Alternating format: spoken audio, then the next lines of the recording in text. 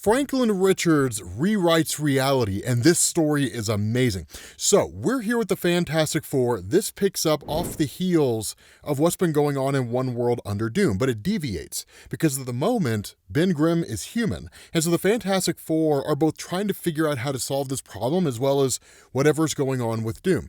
But in the middle of all this, they respond to a kind of fight that exists out there, right? Davos the Devastator. And what ends up happening is that as they get in this fight, their powers start to disappear. And as they start to evaporate, of course, the first question of the Fantastic Four is, how do we solve this problem? Even Johnny Storm's powers don't really even allow him to flame on the way he normally does.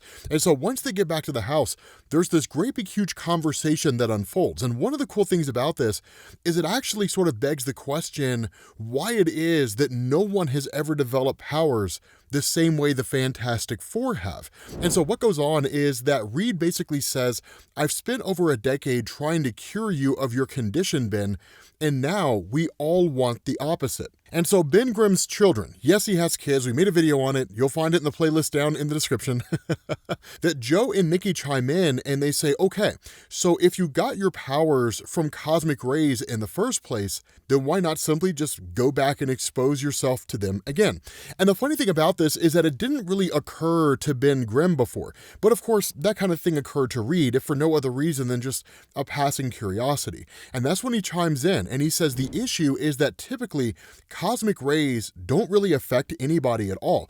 Astronauts are exposed to them all the time on both the International Space Station and the moon. And Susan Storm says the ones that hit us were different than normal. And that's where Reed says, that's the heart of the issue. We would need to be hit by the same remarkable cosmic rays that gave us our powers. And those only exist at a single moment in history. They can't really go back in time because if they do, they risk messing everything up in the current time stream. Now, this is a really, really cool thing because in Marvel Comics, a lot of different characters have been hit by cosmic rays in a variety of ways. A really good example of this is Jean Grey, that when the X-Men were coming back from their fight against Stephen Lang in the old Uncanny X-Men comics and Chris Claremont's run, they were bombarded with cosmic rays, but they were going to kill the X-Men. So Jean Grey locked everybody away, was piloting the shuttle back, she met with the Phoenix Force, and then emerged from the Phoenix in the Hudson River in the super iconic scene, right? You know, I am Phoenix. And so one of the questions that a lot of new fans in the comic book scene ask is,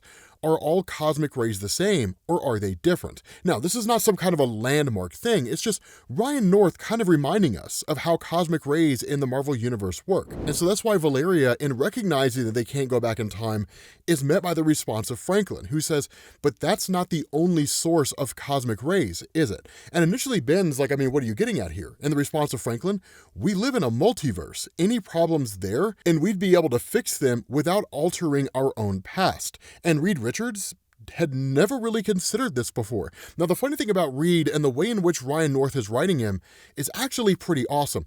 One of the big issues that Reed Richards as a character has in Marvel Comics, which admittedly, I think is more of a problem with the fan base than it is Reed as a character, is people always assume Reed just knows the answer to everything, right? That like every possibility that would occur to you or me has to be something that occurred to Reed Richards, because if we were to take his character from the comics and bring them into the real world, we're clearly he would be smarter than you and I.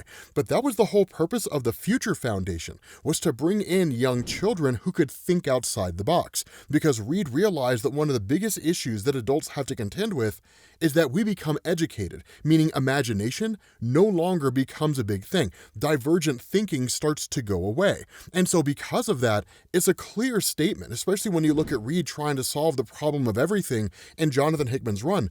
Reed doesn't have the answers to all of life's questions. And so it's one of the cool elements of his character. If you know the history of the Fantastic Four and you know the history of Reed, it makes perfect sense. And it's a great little nod to past stories. If Reed Richards is someone new to you, it may be something that you're not aware of here. And so that's where Alicia even goes so far as to offer, hey, we would have to be invisible so we don't change history for them either. If we're going to show up in this alternate reality and we're going to allow ourselves to be bombarded by the same cosmic rays that affected our alternate reality counterparts, then yeah, we could totally screw up their universe, especially if they become aware of us. And so Reed does a bunch of calculations in his head and he's kind of like, okay, so that could work. This could actually work.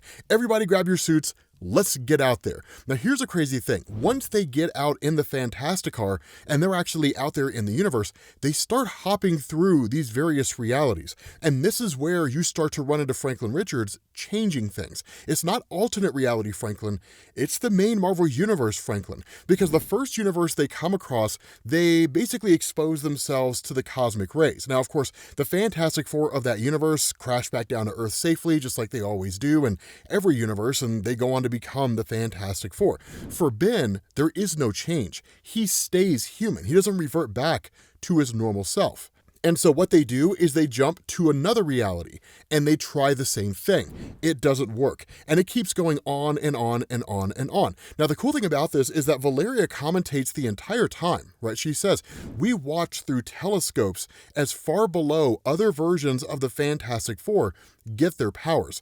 Most are recognizable, some are wildly different. What's also cool here is that if you're familiar with the Council of Reeds, you'll actually notice that some of the versions that you see here are from the Council of Reeds, which is kind of cool. But the fact is, right, she says, some manifest in different ways. An invisible woman who can never become visible again, and so she has to wear a mask. A Mr. Fantastic who gets weaker the more he stretches. But every time, they get their powers. And every time, my Uncle Ben gets nothing. And so he starts to kind of lose hope here, because one of the things to remember, and we talked about that in the aftermath to Doctor Doom taking away Ben's abilities, it's part and parcel to his character. So he doesn't really know what kind of life he's in here. He doesn't really know what he's about. He's experiencing an existential crisis until finally it works. Ben gets his powers back. But in the midst of all of this, a kind of tidal wave of energy literally blows over everybody, and Valeria, Franklin, and everyone else are quite literally whisked away. It's kind of wild here. They just sort of disappear in thin air. And so at that point, she says, my mom's final act is to put us in protective force fields to save us. We can't move. We can't talk. We can just barely see each other as we're carried inside a colossal temporal maelstrom that's rewriting history from the past through to the future. And even Mom's hardest constructs cannot withstand these energies forever. Nikki and Joe's force fields are the first to go. They're lost. Franklin goes next, and as my force field fails, I see my body dissolve too. With so much changed, I was never born in this new universe. But some strange interaction of Mom's force field and this temporal vortex meant that while I die, I don't end. My mind survives. And she wakes up in this universe that she has no recollection of. It's completely and totally unfamiliar to her. Now, one of the things to keep in mind, right? Reed Richards, Dr. Doom, Valeria Richards, they all kind of trade the #1 spot for like the smartest person in the Marvel Universe. It's largely contextual, just based on, what stories are being written and who's writing those stories and so on and so forth. After that, you kind of start going down this kind of hierarchy, and then Lunella Lafayette is somewhere down there. It's one of the things that Dan Slott established, that Moon Girl is not as smart as Valeria Richards, but still, she says, Dad used to question us on what we do in a situation like this. It was his favorite thought experiment on long spaceship rides. If you woke up somewhere with no knowledge of where you were, how could you determine where you are in the universe? And so as she kind of continues on, she discovers that Reed Richards and Susan exist in this newly rewritten universe, but in this reality, there is no Valeria Richards. There's simply Franklin and Mary, each named after a grandparent. And so, of course, at that moment, she travels to visit Reed and Susan. And when she appears here, they're just kind of like, hey, Mary, like, beautiful day. They're smiling just in this really, really creepy way. The cool thing about this is this whole story borrows heavily from the old Twilight Zone episode, It's a Wonderful Life, for those of you guys who remember that. And so she says, okay, this is going to sound impossible, but I need you to believe me. I am not Mary Richards. I'm Valeria. I'm your daughter from a different timeline, one in which your space flight gave you superpowers, and I need your help right now to fix this to get back home. And they just kind of look at her and they say, that's nice, Valeria. Franklin will deal with it. And she's just kind of like, wait, that doesn't make any sense, right? I get that you're not the Reed and Susan that I know, right? But you still have to be every bit as intelligent. So you're not asking for like any proof. You're not asking for any evidence. You're just saying, that's nice, that Franklin will deal with it. And she says, well, Franklin's not here, is he? And that's where they offer this really creepy statement, because they say, Please don't joke about that. You should know not to joke about that. And then they shut the door and they lock it. Now, at that moment, Valeria's confused, right? She's like, outside, I do what I do best. I examine the data. And finally, I put my finger on what's been bothering me since I arrived here. Mom, Dad, Johnny, Ben, each of them, all of them have saved the world countless times. They were the first and they were the best, and they did impossible things that no one else could.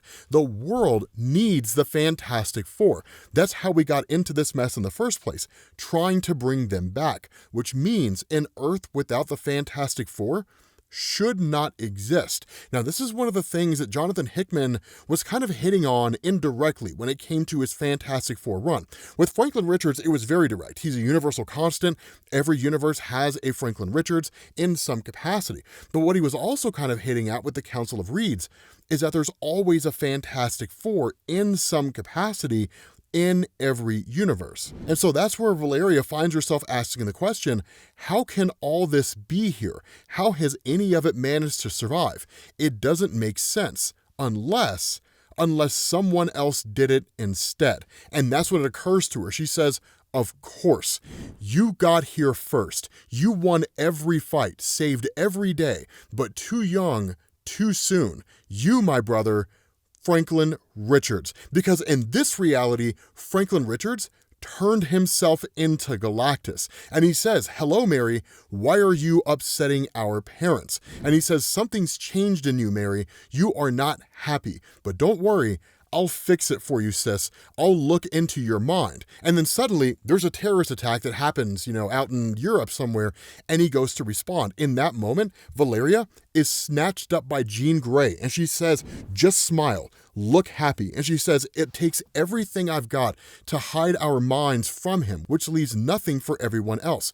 If anyone notices us, remembers us for any reason, he will too. And so initially, Valeria's kind of like, what are you talking about? And the response of Jean, not here. She kind of opens a wall of sorts, and she says, this is one of the few places that Franklin cannot see us. And she says, I read your mind, since what you said to Reed and Sue, and you're telling the truth, Valeria. It cost us so much to save you from him.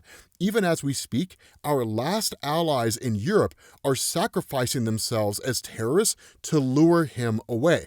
And that's where you find out Namor the Submariner is there as well. Not only that, he's married to Jean. And so initially Jean's like, look, right, this girl Valeria is incredibly smart, right? She is an absolute genius. This is why I say Franklin rewriting reality is incredibly cool, because when it comes to Jean addressing Valeria, one of the things to know about comic books is that speech bubbles are arranged in a certain way in order to indicate a certain thing. If it was Jean Grey who was just referring to Valeria as the name Valeria, because that's what she calls herself, that's who she says she is, you would see that name in quotation marks. But the fact that Jean addresses Valeria directly basically indicates this is Jean Grey from the main Marvel universe, that she's one of the only people who actually remembers what's going on here. And so initially Namor, seemingly to be part and part of this universe, right, that he's like, so this is our best hope, right? And her response, she's every bit as smart as Reed was. And that's where Valeria chimes in. She's like, smarter, probably. Like, wait, you're an Omega level telepath, so I can see how you hide from Franklin with psionics, but with Namor, and he just simply says aqua telepathy, right? It's kind of a hand-wavy explanation.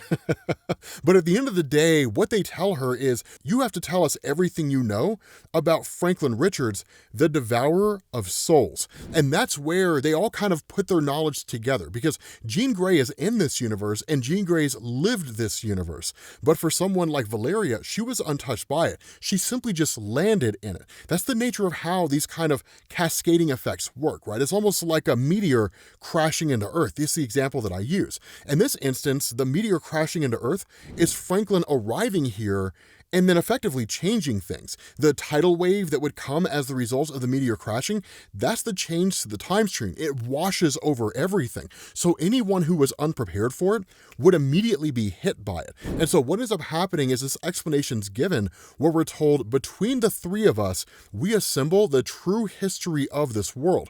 When my force field dissolved, my mind moved into Mary's body, the closest genetic match to myself. Franklin's did the same thing, but earlier earlier, and his closest genetic match was still an embryo inside my mom. That developing brain was insufficient to sustain my brother's memories, his consciousness, his self, but it did somehow take his powers he'd been led to believe were gone. And so this new Franklin, with the powers of a god, was born to parents who were loving and hopeful and powerless and fallible and human. Without the Fantastic Four here, Franklin solved all the problems of the world instead. And this is an instance where, when Franklin's born, Reed and Susan literally use him to defeat and destroy Galactus. They literally say, "This bad man wants to hurt us. He's going to make us go away.